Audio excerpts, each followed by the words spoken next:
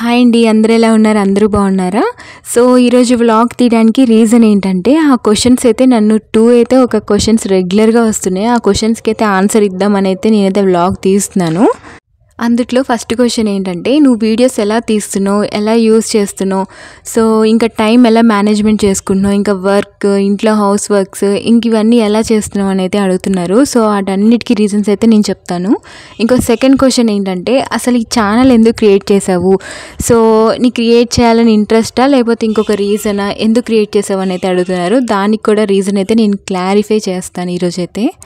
ఏం లేదు, నేను ఊరికి అయితే ఎడిటింగ్ చేసుకుంటా కూర్చోను. మనం ఎప్పుడైతే వంట కానీ నేను ఏదైనా పని చేస్తున్నానో అప్పుడు మాత్రం నేను వీడియో తీసుకుంటాను. ఇప్పుడు ఫర్ ఎగ్జాంపుల్ ఇప్పుడు లంచ్ కానీ ప్రిపేర్ చేస్తున్నప్పుడు మాత్రం ఆ లంచ్కి నేను అన్నీ కట్ చేసుకొని రెడీగా పెట్టుకుంటాను కదా, సో వాటిని చిన్నగా వీడియో తీసుకుంటాను. అది ఎంతోసేపు కూడా పట్టదు, మనకు ఒక హాఫ్ అన్ అవర్ అలా టైంలో అయితే అయిపోతుంది అనమాట.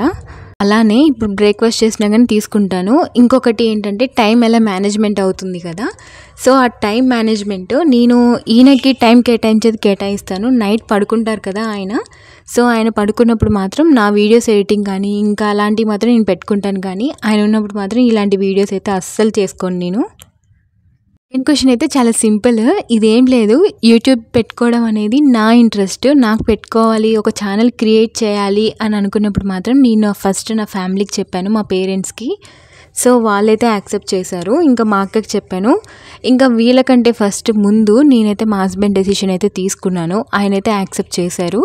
సో ఛానల్ క్రియేట్ చేయడానికి ముందు మాత్రం ఇద్దరం కలిసి ఎలా క్రియేట్ చేయాలి అని కొన్ని అయితే టెక్ ఛానల్స్ ఉంటాయి కదా, సో అవైతే చూసాము. అలా నా ఛానల్ అయితే క్రియేట్ చేసుకున్నాం అనమాట. నాకైతే ఇంట్రెస్ట్, అందువల్లనే యూట్యూబ్ అయితే స్టార్ట్ చేశాను. అంతకంటే రీజన్స్ అయితే ఏమీ కూడా లేవు. క్లియర్గా అడిగే క్వశ్చన్స్కి అయితే నేనైతే ఆన్సర్ ఇచ్చాను. ఇంకా మీ అందరి డౌట్స్ అయితే చాలా క్లారిటీగా ఆన్సర్ అయితే ఇచ్చానని అయితే అనుకున్నాను. ఇంకా మీ డౌట్స్ కూడా క్లారిఫై అయ్యాయని అయితే అనుకుంటున్నాను. ఇంకా ఏమైనా డౌట్స్ ఉన్నా కానీ నాకైతే కామెంట్ సెక్షన్లో మెన్షన్ చేయండి. సో డెఫినెట్గా అయితే నేనైతే ఎక్స్ప్లెయిన్ చేయడానికి అయితే ట్రై చేస్తాను. ఇంక ఇలా వ్లాగ్స్ చేయాలా వద్దా కూడా నాకు కామెంట్ సెక్షన్లో మెన్షన్ చేయండి. ఎందుకంటే ఇప్పుడు కపుల్ ఛాలెంజ్ వీడియోస్ చేస్తున్నాం కదా, సో ఇలా వ్లాగ్స్ కూడా కావాలంటే నాకు కామెంట్ సెక్షన్లో మెన్షన్ చేయండి. ఖచ్చితంగా నేనైతే నాకున్న ఫ్రీ టైంలో చేయడానికైతే ట్రై చేస్తూ ఉంటాను.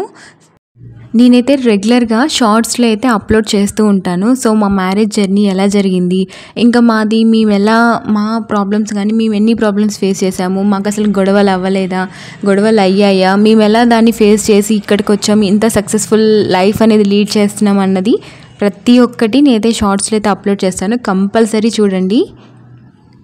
మ్యారేజ్ జర్నీ తర్వాత మా ఫ్యామిలీ ఏంటి, మా డాడీ ఏం చేస్తారు, మా మమ్మీ ఇంకా మా అక్క వాళ్ళు, సో ఇంకా మా అత్త మామ వాళ్ళు ఏం చేస్తారు, ఇవన్నీ అయితే డెఫినెట్గా నేనైతే మీకు షేర్ చేస్తూ ఉంటాను స్టెప్ బై స్టెప్.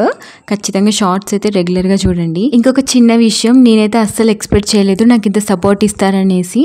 సో నాకైతే షార్ట్ వీడియోస్కి ఎలాగో మీ సపోర్ట్ వస్తుంది, లాంగ్ వీడియోస్ కూడా సపోర్ట్ చేస్తే నేనైతే మీకు ఎప్పటికీ రుణపడి ఉంటాను. Thank you so much. ఇలానే సపోర్ట్ చేయండి నా వీడియోస్కి అయితే. ఇంకా ఈ రోజు వరకు అయితే ఈ వ్లాగ్ వచ్చేసి ఇంతే. సో నచ్చితే కనుక తప్పకుండా లైక్ చేసి షేర్ చేసి సపోర్ట్ అయితే ఖచ్చితంగా చేయండి. మాకైతే మీ సపోర్ట్ అయితే ఎంత అవసరం.